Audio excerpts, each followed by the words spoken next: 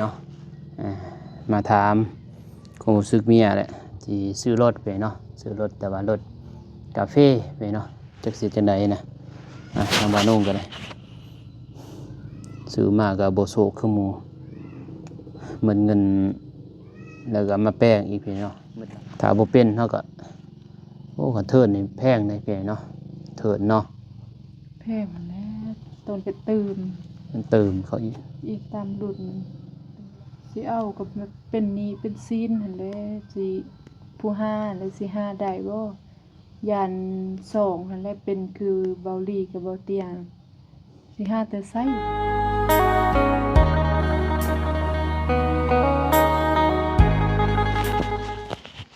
โอ้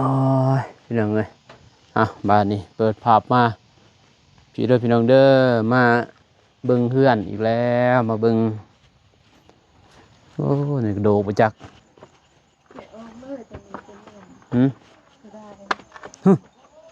ฮักเลยเพิ่นพี่น้องเอ้ย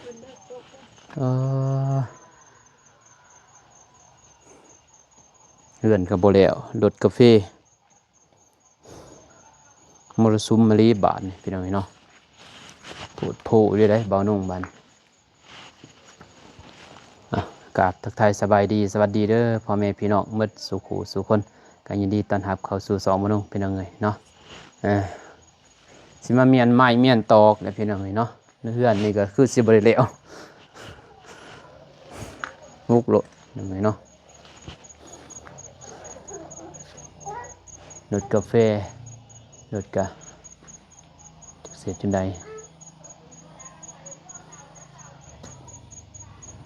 เงินก็บ่แล้วมันลายเติบพี่น้องเนาะนี่ก็เลยอย่างแต่ตัวนี้แหละ FC ว่าคือบ่เฮ็ดหลังคาก่อนมาเฮ็ดพี่น้องเนาะโอ้หลังคาแพงเลยแพงกว่าตัวนี้อีกพี่น้องเนาะกินหยังเอิ้นมากับร้านสาวแล้วก็มากับโอ้ยป้ามันนั่นอะไรพยูเซียป้ามันแนนนะอันนี้แล้วตัวนี้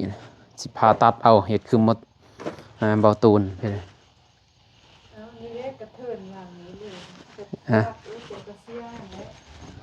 บางนี้มันสูงโพดพอดีแล้วสำหนัง3จะสิเทเดี๋ยวติดกระโหลกอีกก็พอดีสำนีพอดีติกะโลก็สำได้สำนีเสือมันบ่ถึงลมพัดลมยังพี่น้องไงเนาะเจ็ดในไรบานนี่ก็ว่าท่านแล้วสำได้ก่อนน้องเพิ่นก่อยังท่านแล้วสิไหวก็บ่เป็นแน่ตัวนี้ก็ปะเลยเนาะ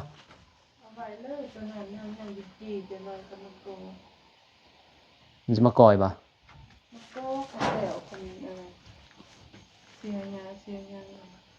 เดือนก็เดือน10มันก็แดดแล้วเนาะมาเด้อเด้อนี่ได้เอาเขาดินอยู่ได้เพิ่นเนาะบ่ได้โพะดินพอมันยังเห็นข้านอยู่เนาะ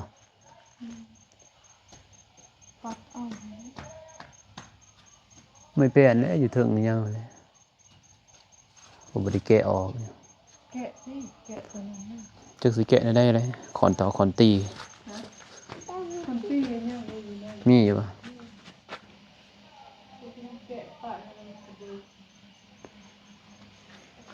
กดก่อนบายดีไหมบ่เป็นดอกสบายดีบายดีสิบายดีเด้อหลานสาวดวงตาพูดเพิ่นเนาะไปเมื่อบ้านย่าเพิ่นโอ้เขาเฮ็ดตังหะนี่เลยตังหะตังโฮงอีกพี่น้องเอ้ยบ่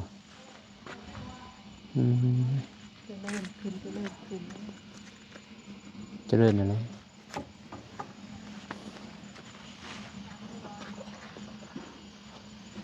อันนั้นบ่สีมาทาใช่มั้ยตัวนี้วะสีปีหนึ่งเป็นยังดอกแต่ยับแดงมันจะมาถ่า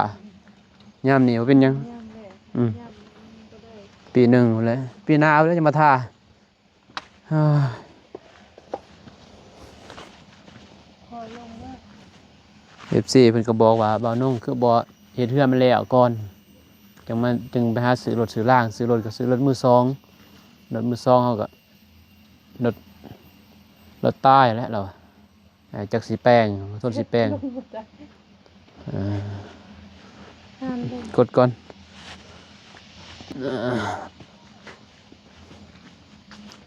สังกะสีมีบ่เว้ย นี่เด้ถึงจะซื้อลาย ใช่เนี่ยขอน เด้เดี๋ยว ใช่ อยู่ตรงนั้นนะ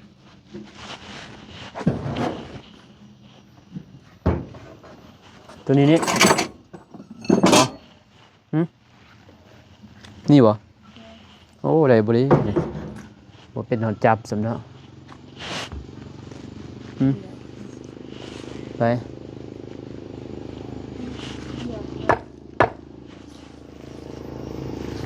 จับอ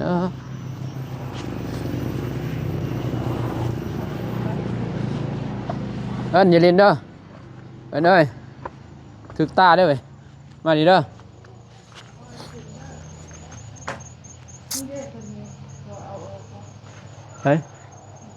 ป้าเละเห็นจ้ะไว้อยู่นี่เนอใหม่เนาะใหม่ฮะ นี่กระบอกเขากล้องในเซ็นเอาไว้เป็นในเซ็น มันโดกเด้อในมูลอยู่บ่ ฮะมูนนะ จะได้มูลบ่ มูนแป้งก็ได้เป็นแป้งเอาอันนั้นที่ขันได้ก่อน อยู่ใส่ขันใด เด้ตัว ใส่เห็นบ่ได้ตัวนี้บ่ได้ดอก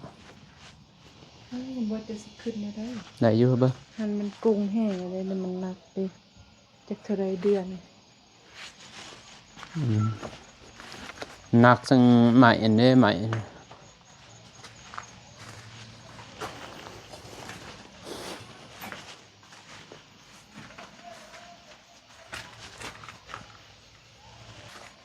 ขันปีก็ขึ้นไว้ บ่ได้ดอก ฮะ ปะบ่ได้ปะเลยมันเป็นออก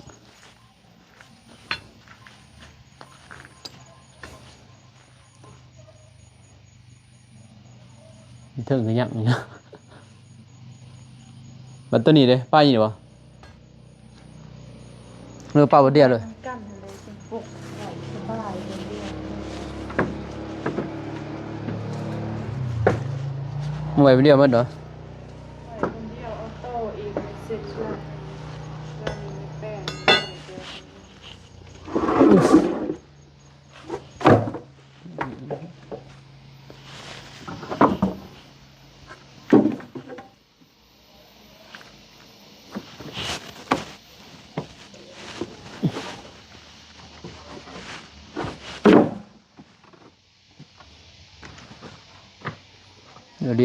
เรียนไว้บ่เดียวเนาะ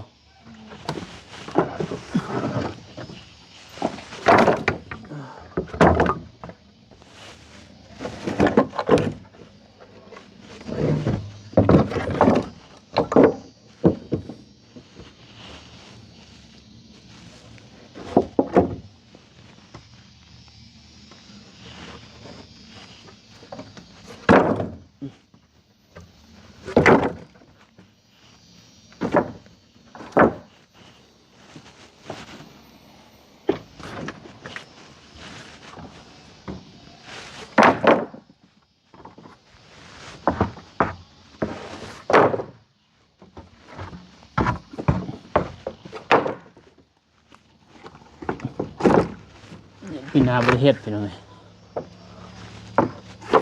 ปีนี้เก็บมาไว้บ่ได้เฮ็ดแต่เล็กแต่น้อยเอาแหละมีเงินก็แต่น้อยเอาบ่มีก็ปะ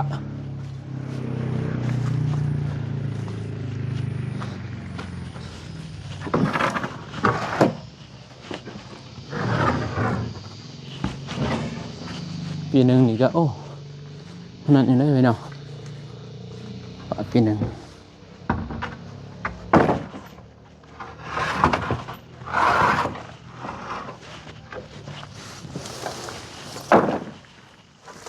อันใด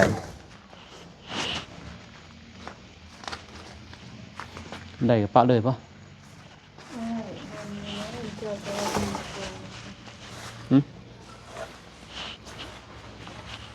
ปะอย่างนี้ปะ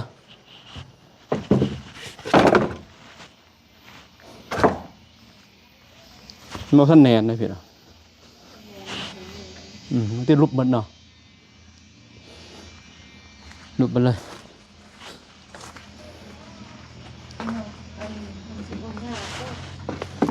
ใช่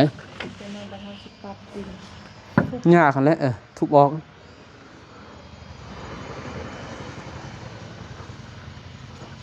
นี่ยก็ทุบออกแล้ว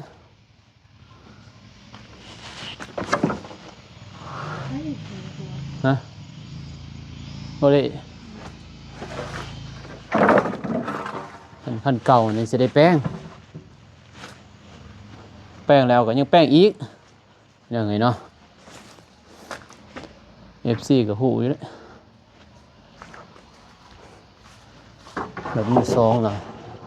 แต่อยู่พังไทยนี่บ่แพงเลยได้2 คันพังไทย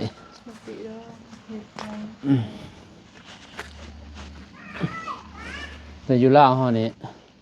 คือสิโดกเลยแต่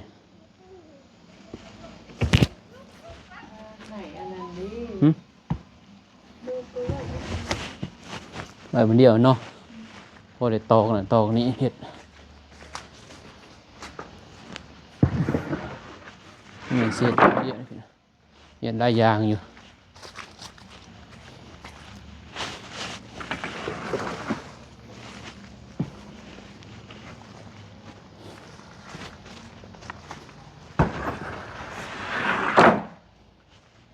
ไอ้ FC คอมเมนต์เด้อเพิ่นเด้อสิให้เทิร์นหรือสิให้แป้งคอมเมนต์บอกแน่พี่นะ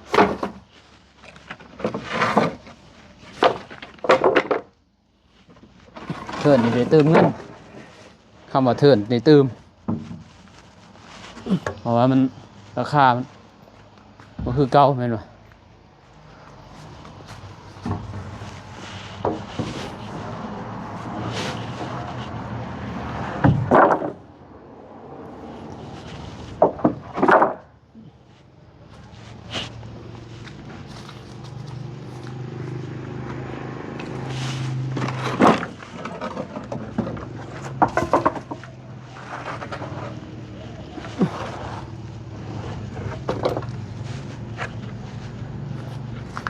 ซื้อนั่นลายโพดนะ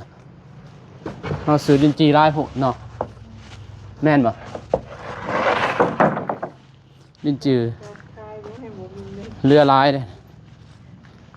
ประกาศขายโอ้บัตรสีใส่ได้บ่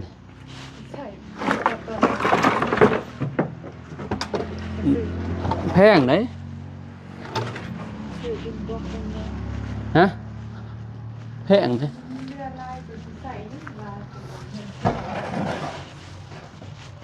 เฮ็ดอันนั้นเด้ซื้อมากก็เทิดเลยก็เฮ็ดไว้ประมาณเฮาซื้อเท่าไหร่6 ล้านแม่นบ่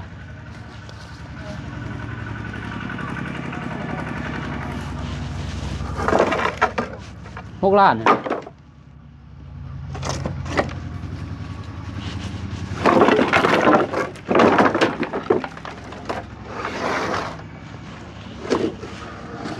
ซื้อ6 ล้านยาเลยปะอย่างนี้6 ล้านมาเท่าชิดได้ยากเลยเป็นยังไงเนาะเดี๋ยวจะให้เขามาส่ง1,000เขามาส่งเนี่ยตอนนั้นไปเขาปูหัวอนาคตอยากเฮ็ดหาดเฮ็ดโฮงมีเงินนะมันก็บริเปื่อยติแม่นบ่เปื่อยอยู่บ่เนาะบ่เขาทำเมียนดีบ่เป็นยังแต่ว่าเขาค่ายอยู่ห่านอยู่นั่นนี่สิเปื่อยนะกับปะยันสิเปื่อนเห็นยังเป็นเมียนบ่จักมื้อนึงเลยกองปูนตัวนี้ก็ได้เลยปูน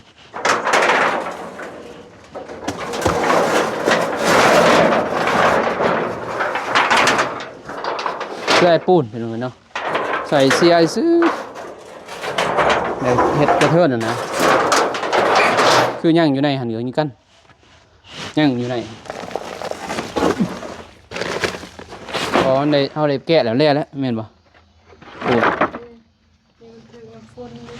ปูนได้แกะแล้วเนี่ยมันล่มเขาล่มยังกันเลย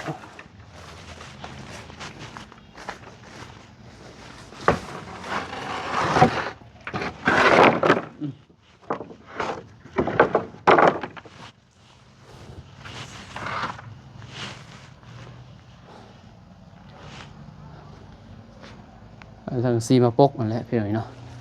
เผื่อว่ามันโดกหน่อยหนึงพอจิกใส่ใหม่เห็ดนั่นนี่เทิงอย่างเงี้ยนี่ได้ยางอยู่อันตัวนี้ก็ปะไว้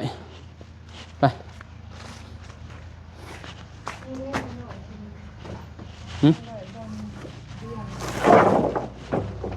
หยาบ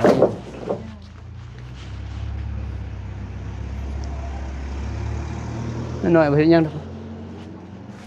ตัวน้อย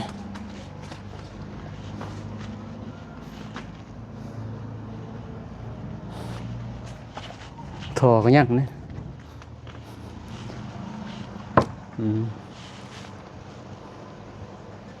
โจ้เป็นยังเนาะนี่แหละดีจีมึงเด้อโอ้ยผมมี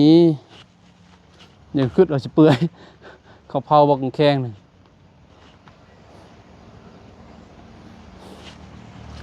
5,000เห็นไหมเนาะ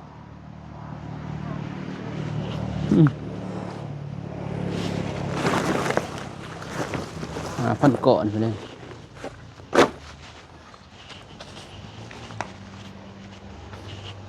แต่ว่าใส่ไปก็หมดแล้วเป็นพันประจักษ์เนาะใส่ไปก็หมดเป็นพันแล้ว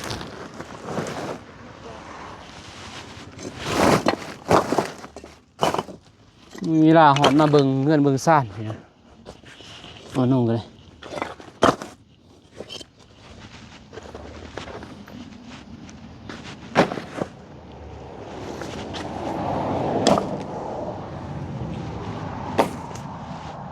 สายไฟน้ำ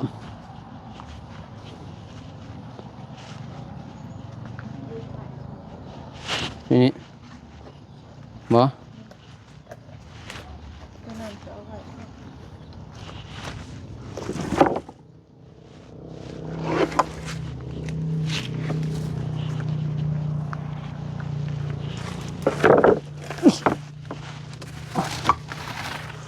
ห้อยเลยให้รอ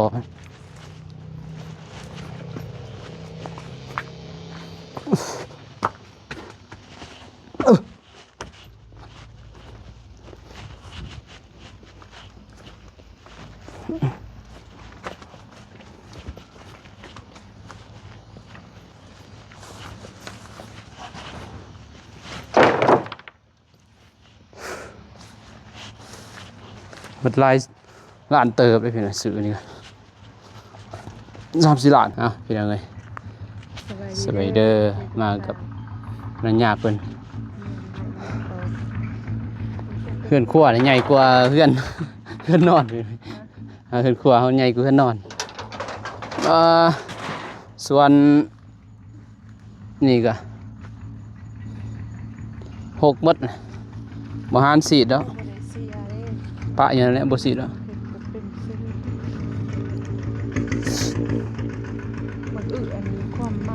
มันเหรอมันแม่วะนะ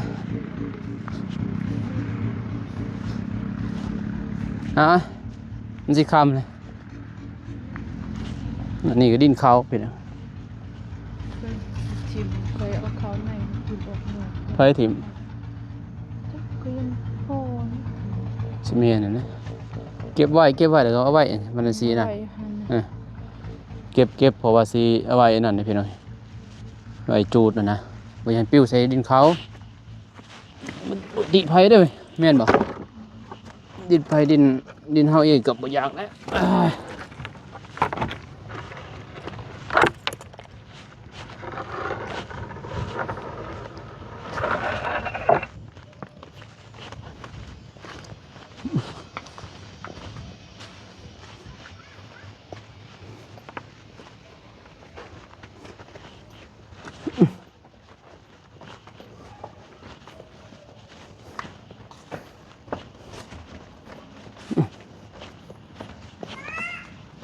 ยังอีกนะ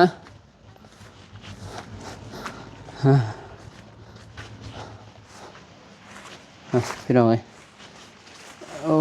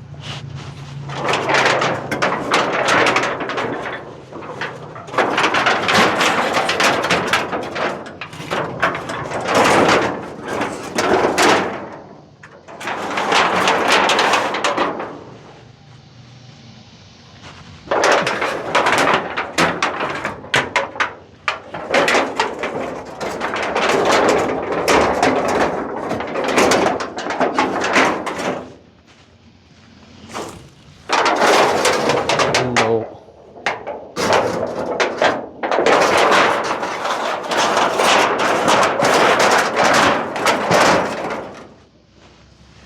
ได้สำนึกเอาแล้วเนาะดีกว่าบริโภคอยู่ดีเป็นไหม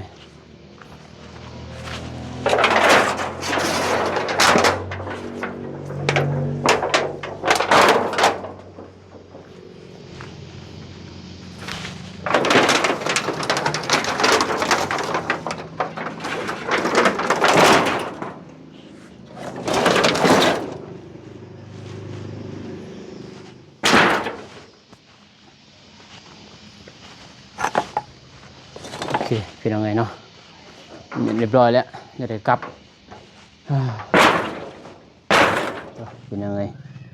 เอ้าบ้านนี่ สบายดีค่ะเด้ โดยสบายดีเป็นยังมานั่งอยู่นี่ก่อนไปเนาะมาถามความรู้สึกเมียแหละที่ซื้อรถไปเนาะซื้อรถแต่ว่ารถกาแฟไปเนาะจักสิจังใดนะทางบ้านนุ่งกันเลยซื้อมากับโบโซคือหมูเหมือนเงินแล้วก็มาแป้งอีกพี่เนาะมืดลายเลยจะเขาสิว่า เดี๋ยวดูนี่เป็นสังสิว่าคือกัน ถ้าบ่เป็นเฮาก็โอ้ก็เทิดนี่แพงได้พี่เนาะเทิดเนาะ แพงมันแล้วตอนไปตื่น มันเติมเขาอีก อีกตามดุดมันเป็นร้อยก็มีเขาอยากเป็นร้อย แสนอยู่เลย 50 แสน2แสนอยู่เลยเติมพอรถ500มันบ่มีพี่เนาะมันหายากนะ500มันก็ตัวเตี้ยแม่นบ่ สิงามๆหน่อยหนึงก็พูนหลักแสน 600 พุ่นแหล้ว 600หลักล้านน่ะแหละเป็นหลักแสน หลักล้าน หลักแสน หลักแสนหลักล้านหลักล้านพุ่นแหละ เฮ็ดจะได้แนวบ่มีเด้ เอาตัวเก่าแน่เนาะตัวเก่ามาแป้งนั่นบัด สิเอากับเป็นหนี้เป็นซีนหั่นแหละสิผู้ห้าแล้วสิห้าได้บ่ยัน2หั่นแหละเป็นคือเบาหลีกับเบาเตียงสิห้าแต่ไสมันก็เป็นอันนั้นส่วนกับบ่แม่นสิได้คันว่าได้คือหมู่กาแฟงามแค่นี้มีพอได้ซื้อเกลือเป็นหน่วยซื้อยังใส่บ่ได้อีก FC ก็คอมเมนต์มาว่าคือบ่ไปถ่ายคลิปไปเนาะก็นี่แหละอุกใจอยู่ไปเนาะอุกใจนำรถน้ำล่างแน่แหละซื้อมาก็เสียเงินอีกนะเสีย2ต่อ FC เพิ่นก็ว่าอยู่ว่าซื้อรถมือ2มันก็ต้องแบบนี้ไปเนาะ ซื้อรถมือสองก็มันก็ต้องต้องยอมรับนั่นนะ ทำใจ อืม ฮู้ ทำใจอยู่เลย ขับมาได้ก็อัน แต่ว่าครับ มือหนึ่งไว้ขี่เดือนหนึ่ง2เดือนก็ออกหลายแล้วรถมันก็ รถมือสอง ขนาดว่าบ่ได้บรรทุกได้คือรถแบบรถไทยรถหยังหั่นนะเฮาบ่ได้บรรทุกหนักมีแต่เฮาไปซื่อคือยังว่าเพเลย ทีนี้ได้มาเฮ็ดมาเบิ่งเพื่อนพี่น้องมื้อนี้แล้วก็ถามเมียแหละก็สิจะได้ปรึกษากันเรื่องรถเรื่องล่างก็ทันว่าบางทีก็สิเทิร์นพี่เนาะเทิร์นเอาคันใหม่บางทีก็แต่ว่าต้องติดหนี้แหละแต่ว่าเพื่อนนี่ก็สิได้โจ๊ะคันว่าเทิร์นเอารถเอาล่างก็บ่ได้เฮ็ด 4-5 ปีพุ่นแหละ พูดแล้วจะจุบนั่นแหละจุบคารถคาล่างไว้จังได๋มาสืบต่อเรื่องเพื่อนถ้าบ่มีก็แต่ในใจเฮาก็อยากได้รถนั่นนะพี่เนาะในใจอยากได้รถนะพอเวลาเฮาไปนั่นไปนี่มันสำบายนะเพื่อนอยากได้บ่ก็อยากได้คือกันพี่เนาะแต่ว่าเฮ็ดคอยเฮ็ดเอาแหละแต่ แล้ว ว่า บ่แล้วรุ่นเฮาก็รุ่นไว้ลูกหลานมี เป็น ร ลู ถ กบุญหล้านนั่นแหละ เฮาสิขายรถก็เฮาสิไปสิมาอีกยากแบบเพิ่นเฮ็ดเวียกอันนี้บัดมีการช่วยเหลือไอ้สร้างน้ำทางผู้ใหญ่เพิ่นให้ซื้อเครื่องซื้อของบ่มีรถอีกบัดมันก็เลยทางใดก็พอแล้วก็เลยมีแต่สิให้คืนเอาแล้วนะ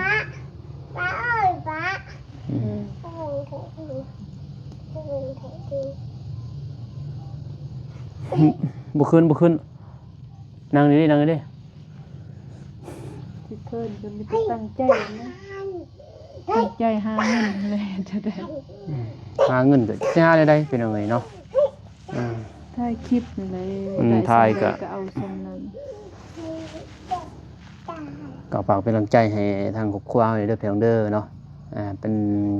ตัดสินใจครั้งยิ่งใหญ่แล้วตอนนี้ถ้าว่าเทิร์นก็แพงพี่เนาะลองไปถามเพิ่นแล้วเทิร์นก็เพิ่นว่าประมาณ 200,000 พุ่นแหละปีหนึงเด้ เพราะว่ารถเฮาก็มีตำหนิหลาย จำนี้แหละมันแตกแวนแตกแน่พี่เนาะแล้วก็ทั้งหน้าแน่ต่ำทั้งหลังอีกแน่เขาต่ำ มั นะ นก็บุ่มอีก หลายอย่าง ก็บ่หลายปานใด อืม ตัวซ้ำตัวรุ่นเฮาอยากได้หันนะ นี่ เพราะว่ารุ่นตัวแพงๆเฮาก็บ่ว่าดอกนี่พอแต่ว่าพอไปพอมานะพอแต่เพื่อให้เขาสู้ได้เฮาหวังสำนั้นบ่ว่าดอกสิเอามือหนึงมือหยัง แต่ว่านั่นก็หลายเติบไปแล้วเนาะมันดับ900,000พุ่นมันดับล้านพุ่นแหละ อืม แม่ยัง พูดว่า ไปนั่งอยู่พุ่นไปนี่ไปลินพุ่นไป สนนาลีลาน ไปพี่น้องเนาะสิเดินทางกลับก่อนมีแต่นั้นแหละเนาะทางครอบครัวเฮาก็สำนี้เฮาก็ดีใจแล้วพี่เนาะถ้าว่าใส่บ่ได้ถ้าว่าเอาเทิร์น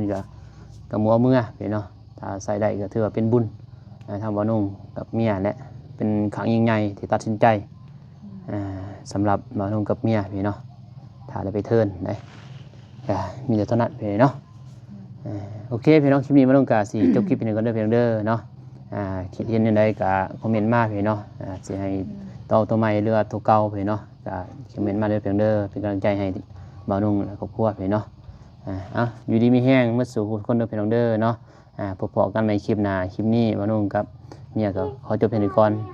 คลิปนี้ขอกล่าวคำว่าสบายดีเด้อพี่น้องเด้อไป